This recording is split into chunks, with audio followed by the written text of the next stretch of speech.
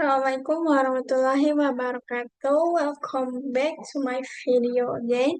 Dan di hari ini aku mau membahas tentang ego is the enemy. Nih, kalau misalkan kalian mau lihat tulisannya, nih, ego is the enemy. Nah, apa sih artinya? Mungkin kalian tahu ego itu apa dan enemy itu adalah musuh. Jadi buku ini bisa diartikan sebagai mana mengelola ego untuk mencapai pertumbuhan pribadi dan profesional. Ditulis oleh Ryan Holiday 2016. Mari kita bahas. Kalau kamu mikir ego itu cuma soal orang sombong yang merasa paling keren, kamu cuma ngerti separuh ceritanya.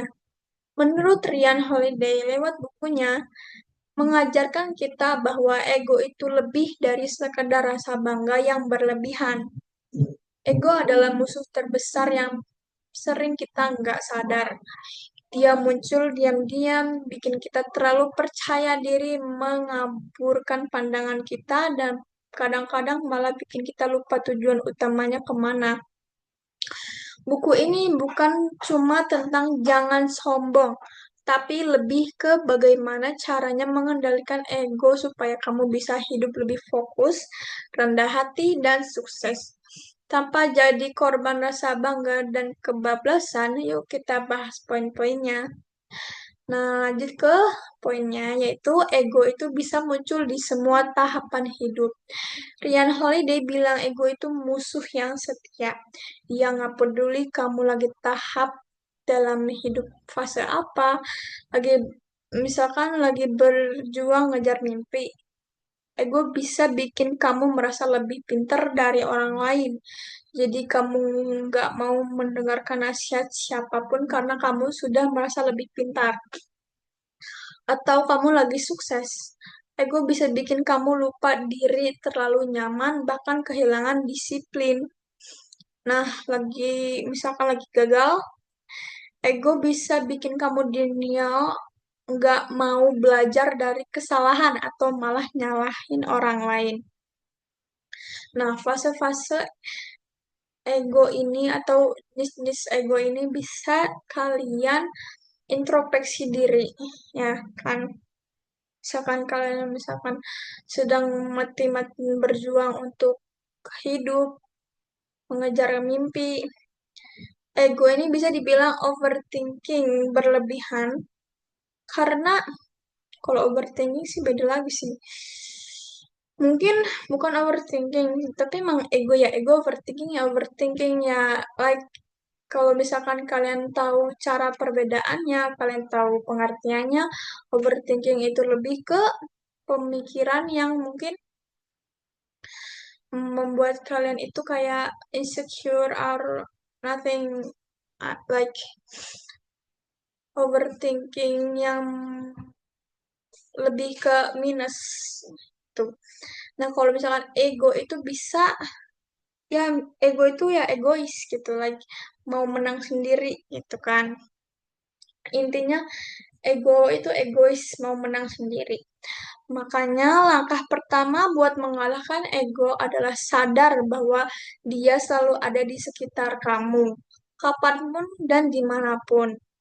Nah, jadi kalau misalkan kamu pernah melihat orang ini terus kamu egois, kamu harus sadar itu egois, bukan diri kamu yang sebenarnya. Dua, rendah hati itu kekuatan, bukan kelemahan.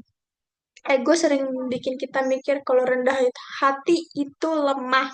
Padahal kebalikannya, rendah hati itu justru bikin kamu lebih kuat karena kamu terus belajar dan enggak gampang merasa puas. Rian ngasih contoh orang-orang sukses yang tetap rendah hati kayak Belichick, Bill Belichick. Pelatih NFL yang terkenal nggak sombong meskipun udah menang berkali-kali. Dia selalu fokus ke kerja keras dan nggak terlalu peduli sama pujian atau pengakuan orang lain. Nah, kalau misalkan ada orang yang hate sama kamu, atau kesal atau semacam menasehati, tapi yang hate itu bukan menasehati, guys. Aku salah omong, maaf ya. Kalau hate itu kan benci kan. Berarti kalau misalkan ada yang menasihati kamu, tapi itu benar dan kamu merasa bodoh amat, nah itu termasuk egois, mau menang sendiri. Nah,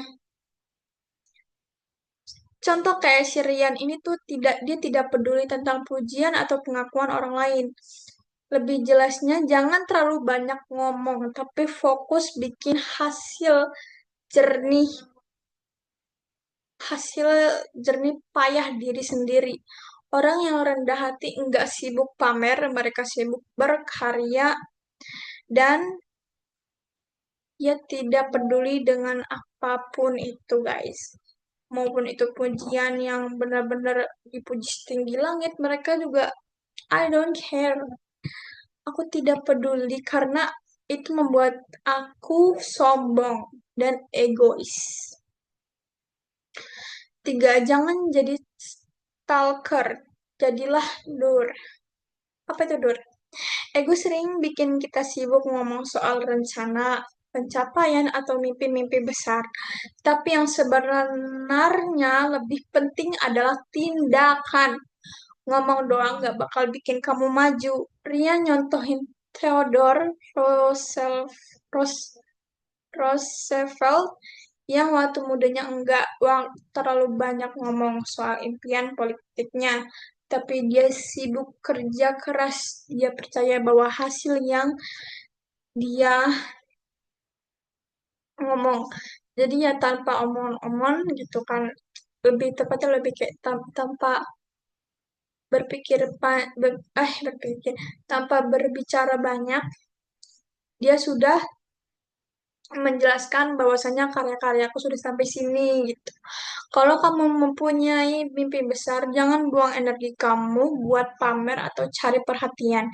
Simpan energi itu buat kerja keras, biarkan tindakan kamu yang berbicara. 4.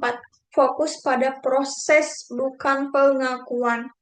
Ego bikin kita gampang tergoda sama pengakuan dan validasi. Kita pengen diakui, dipuji, bahkan dilihat sebagai orang hebat. Tapi masalahnya, fokus ke pengakuan itu bikin lupa sama tujuan yang sebenarnya. Proses dan hasil yang berkualitas, mungkin itu lebih,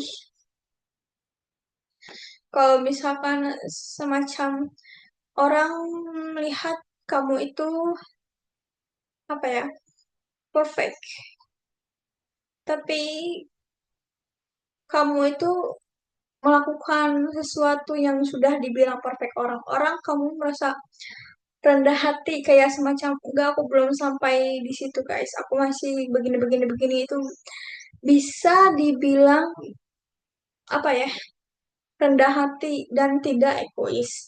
Dia ngingetin kita untuk selalu fokus ke proses, bukan pujian.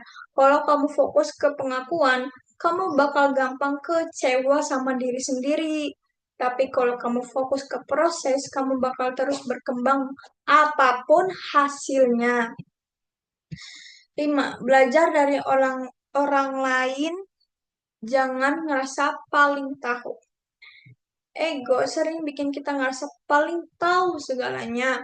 Akibatnya kita jadi malas belajar dari orang lain, bahkan yang lebih berpengalaman. Padahal belajar dari orang lain itu penting banget, kata Rian gitu, guys. Rian bilang jangan pernah berhenti jadi murid.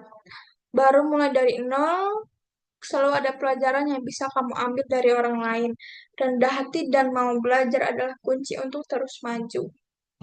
Contoh nyata dari poin ini adalah tokoh-tokoh sejarah seperti John Wooden, yaitu pelatih basket legendaris yang selalu haus dalam belajar meskipun udah di puncak karirnya. 6. Jangan takut buat ngalah. Kadang ego bikin kita terlalu keras kepala dan nggak mau ngalah, walaupun itu jelas-jelas keputusan terbaik. Rian ngajarin kita bahwa ngalah itu bukan tanda kekalahan, tapi tanda kebijaksanaan. Nah, biasanya mungkin kita itu sudah benar untuk untuk apa ya?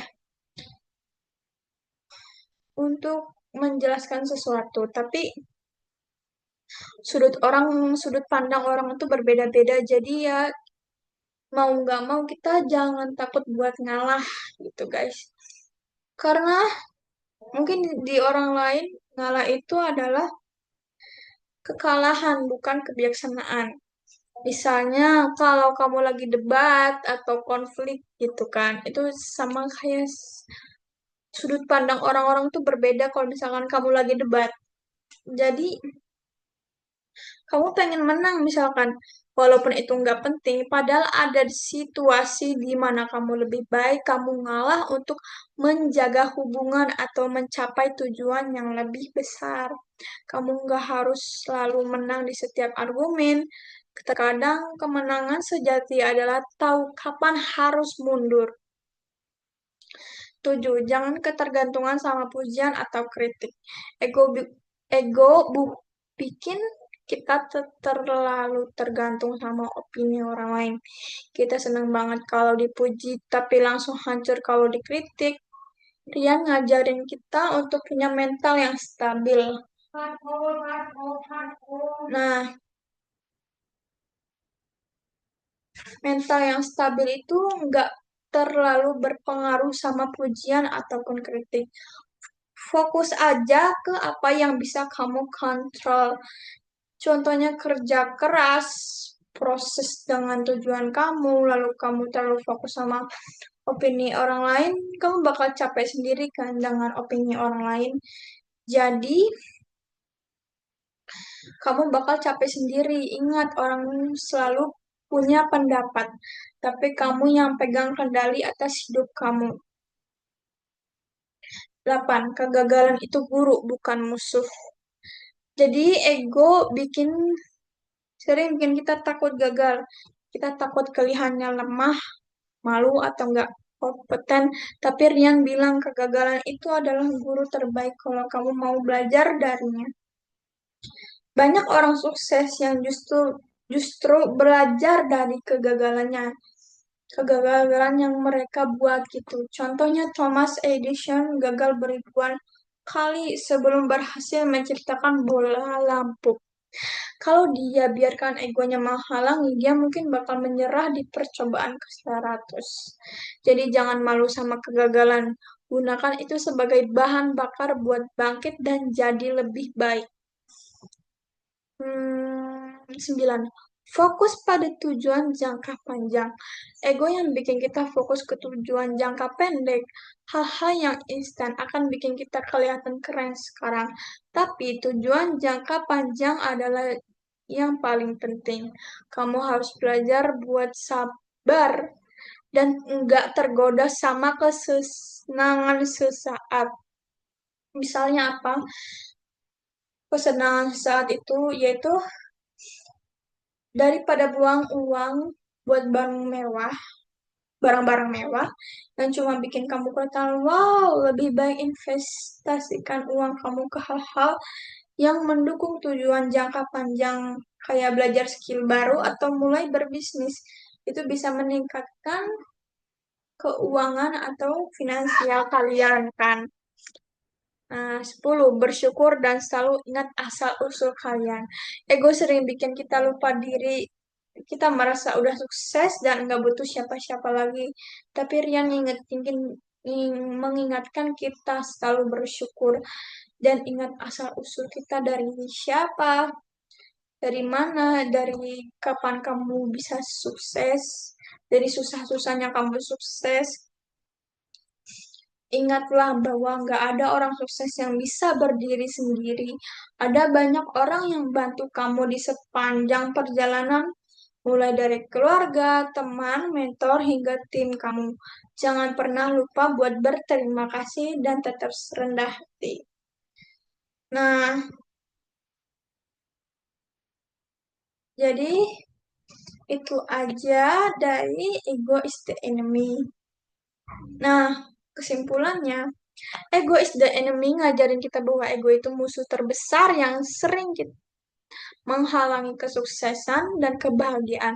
Tapi kabar baiknya, ego bisa dikendalikan kalau kamu mau belajar rendah hati, fokus ke proses, dan terus berkembang. Ryan Holiday mengajarkan kita buat gampang terbuai. Eh, salah. Ryan Holiday ngajarin kita buat enggak gampang terbuai. Tidak gampang terbuai pujian, tetap belajar dari kegagalan dan enggak takut buat mundur kalau itu yang terbaik. Dengan cara ini, kamu bisa mencapai tujuan dan kamu tanpa jadi korban ego yang kebablasan.